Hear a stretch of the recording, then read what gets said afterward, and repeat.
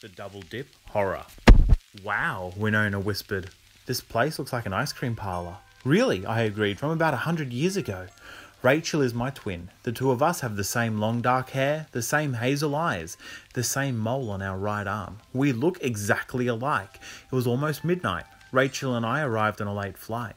Now, we were waiting in the empty lobby of Ice Cream Cone's ski lodge for a desk clerk to wake up and check us in. We came here because the coach of our school ski team put up posters. They said that Ice Cream Cone Ski Lodge needed junior instructors to teach little kids over the winter break. You'd teach 6 days, then on Sunday you could ski for free. You had to be 13 to qualify. Rachel and I were 13. And you had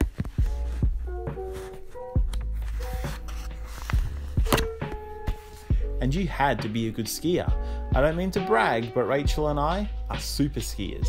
The pictures on the poster made the lodge look so cool. All the slopes are named for desserts. There's Double Dip Mountain, Banana Split, Whipped Cream Peak and Coconut Sprinkles. There's the clerk, Rachel said. I'll go check us in. You stay here with our stuff. Okay. While I waited, I studied the pink and white striped ceiling of the lobby. Posts painted to look like candy canes. Walls decorated with murals of giant ice cream desserts.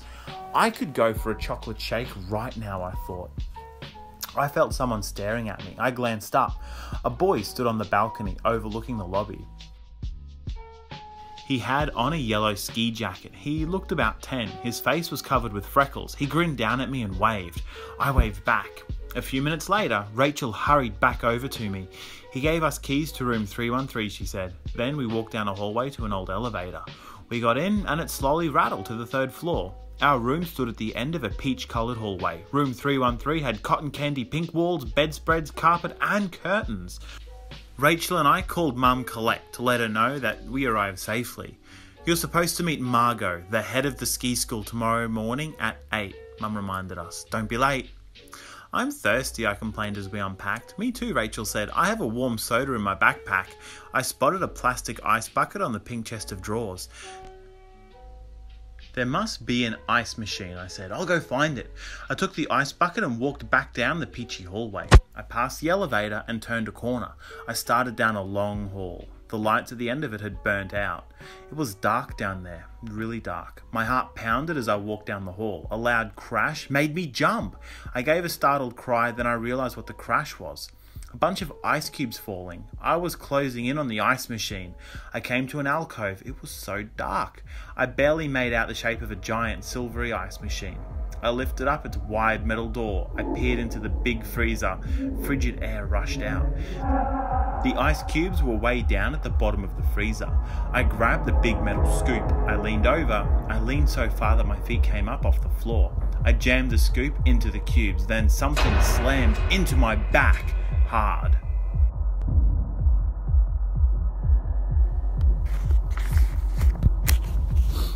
I screamed as I dropped head first into the giant machine. My head hit the cold, wet bottom. I fought to turn myself right side up as my scream echoed inside the metal box, and then I saw it, the door.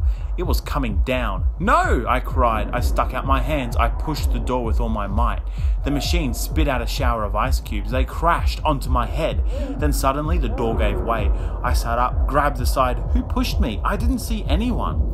I stumbled back to room 313. Rachel saw me and gasped. My hair dripped ice water onto the cotton candy pink carpeting. Did you just push me into the ice machine? I demanded. Excuse me, Rachel cried. Why would I do that? Well, someone did, I snapped. I brushed past her on my way to the shower.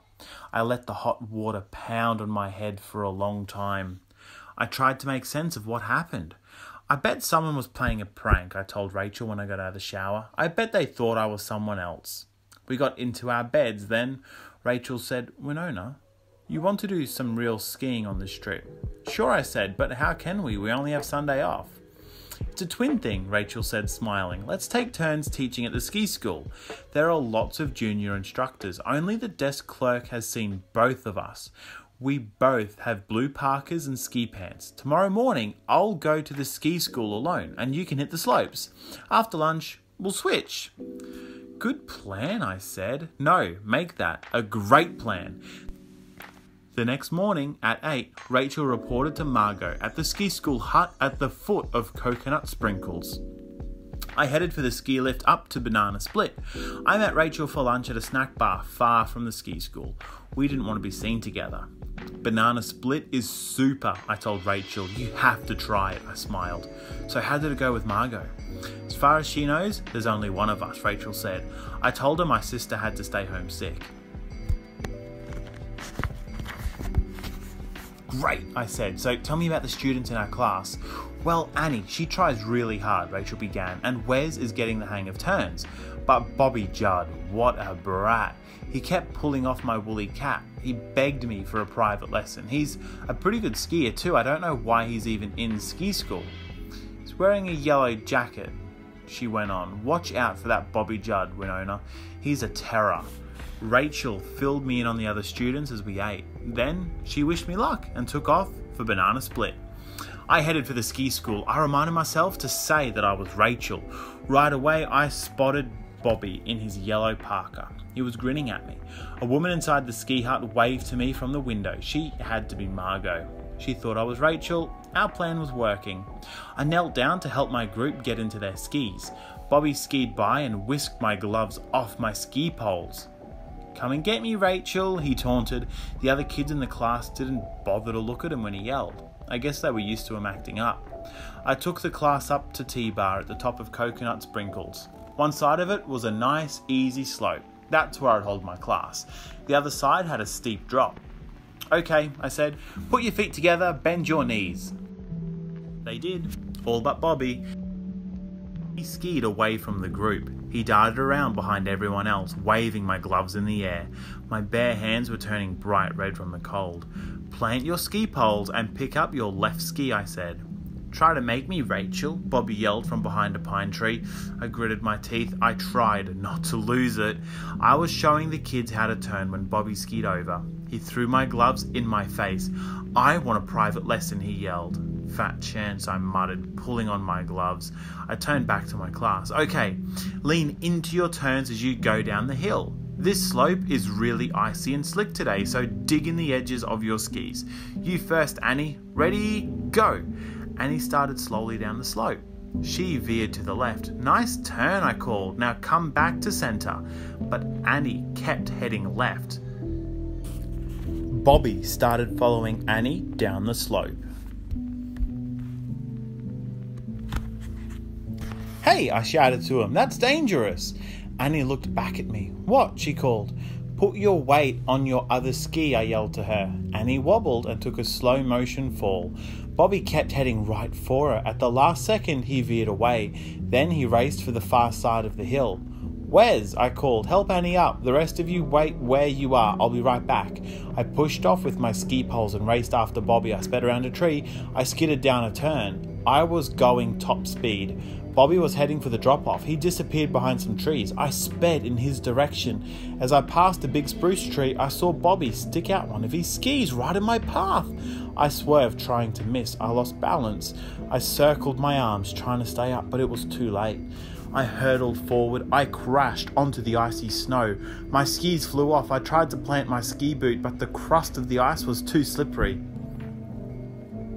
I was sliding down the icy slope, headed for the drop-off. The slope was a sheet of ice. I slid faster and faster. The edge of the drop-off was close now, really close. Desperately, I lunged sideways and slammed into a tree. I lay still, inches away from the edge. I tried to move my legs, but I was all tangled up. Thoughts flashed wildly through my head. Bobby, what I would do to that kid when I got up, if I ever got up. 10 minutes later, I stomped back to the top of Coconut Sprinkles. I carried my skis over my shoulder. I'd have a bruise on my back where I hit the tree, but I was okay. The class was there waiting for me. Are you okay, Rachel? Annie asked. I'm fine, Annie, I said. Thanks. Bobby popped out from behind a tree. He laughed loudly. No one in the class laughed with him. They probably disliked him as much as I did. Well, I thought, if they can ignore Bobby, I can too, and that's what I did for the rest of the afternoon. That night, Rachel and I ate dinner at different times. We were only together inside room 313. No one knew there were two of us. When Rachel and I climbed into our beds, I said, "Hey Rach, tomorrow after ski school, let's give Bobby a private lesson." "Are you crazy?" Rachel asked, "after what he did to us?"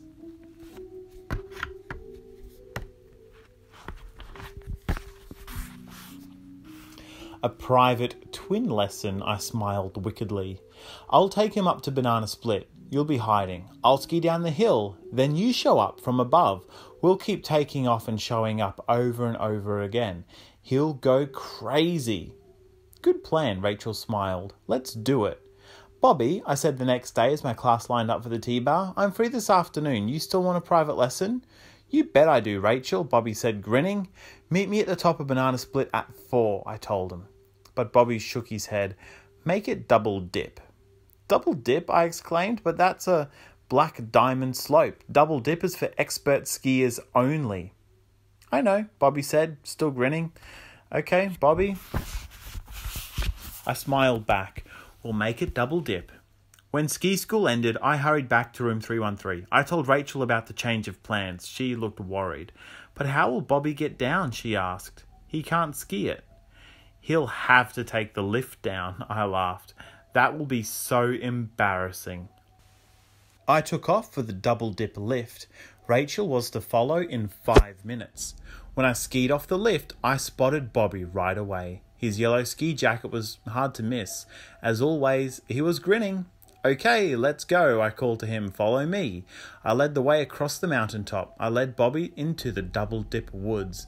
Far into the woods. I looped around a lot to give Rachel time to hide behind a tree above us.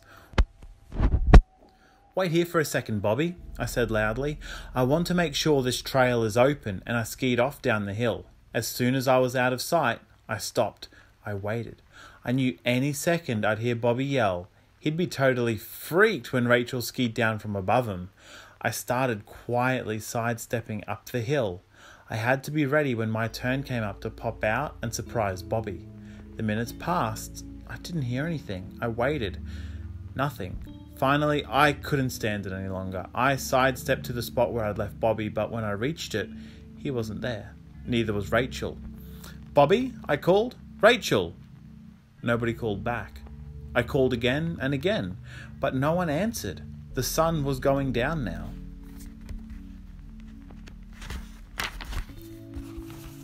The light fading. I stood there, calling and calling. I started to panic. Then I heard a faint cry. "Wynona!" Rachel came skiing toward me. "Where were you?" We both called at the same time. "I've been here," I said. "Right where I said I'd be." "Here," Rachel cried. "But this is the far peak. I've been waiting on the near one." We stared at each other. How could we have forgotten? Double Dip was named for its 2 identical peaks. "Where's Bobby?" Rachel wanted to know. "He was here when I left him," I told her. "You think he skied down by himself?" Rachel asked. I shook my head. "He couldn't, it's too difficult. Maybe he took the wrong lift down," Rachel suggested. But I whispered, "What if he didn't?" We both glanced at the setting sun. We had to do something. And fast. Soon it would be dark. "Let's ski down and see if we can find him," Rachel said. "But what if he comes back here?" I asked, looking for us. Rachel sighed. "You ski down the mountain, Wynona," she said. "I'll stay here and see if he shows up." "But," I swallowed, "what if he doesn't?" "I'll wait here for half an hour," Rachel declared, trying to sound calm. "Then I'll ski down." "Go on, Wynona, hurry." I pointed my skis down the mountain. I took off. Every second counted. The temperature was dropping. The trail was as slick as glass. I slid all over the place, but I kept going. We couldn't leave a kid up here to freeze, even an obnoxious kid. At the bottom of the mountain, I skidded to a stop. I pulled off my skis and ran into the ski school hut. "Margot," I shouted, "have you seen Bobby?" "Bobby?" Margot frowned. "Bobby who?" "I can't remember," I groaned, "but he's lost, on top of Double Dip. Call the ski patrol, Margot." Margot flipped quickly through a roll book. "No," she said, closing it, "we don't have a student named Bobby." "Yes, we do," I cried. "He has a yellow ski jacket. He's always grinning. His face is covered with freckles. Bobby. Bobby Judd. That's it, Judd." Margot's eyes grew wide. She put a hand to her mouth.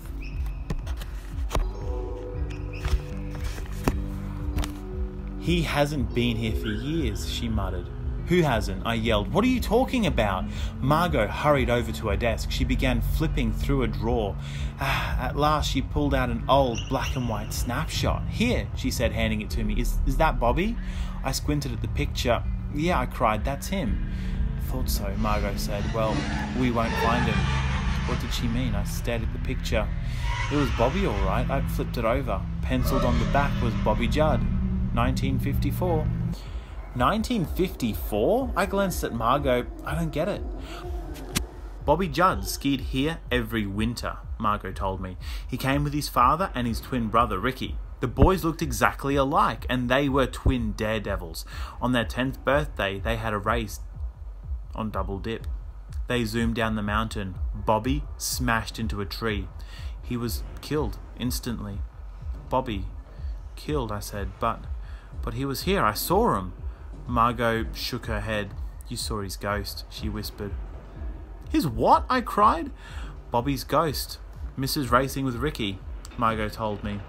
At least, that's what the old-timers around here say. So Bobby's ghost tries to lure a skier to the top of Double Dip, then he races that skier down. Margot shook her head. Some of the skiers don't make it. No, I screamed, but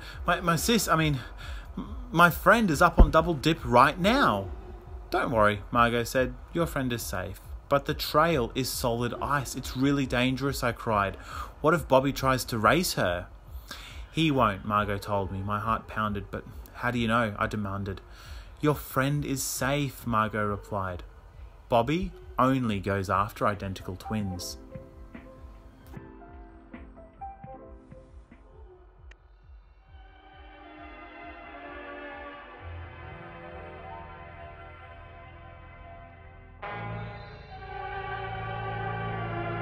So glad you made it to the end of the story. Congratulations!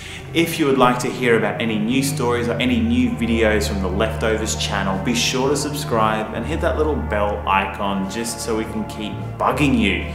We have a distinctly 90s flavour here. We look at video games, toys, books, Lego sets, and we do have a lot of fun, so I'd love for you guys to come back. So stay tuned for some more leftover culture. Thank you for watching.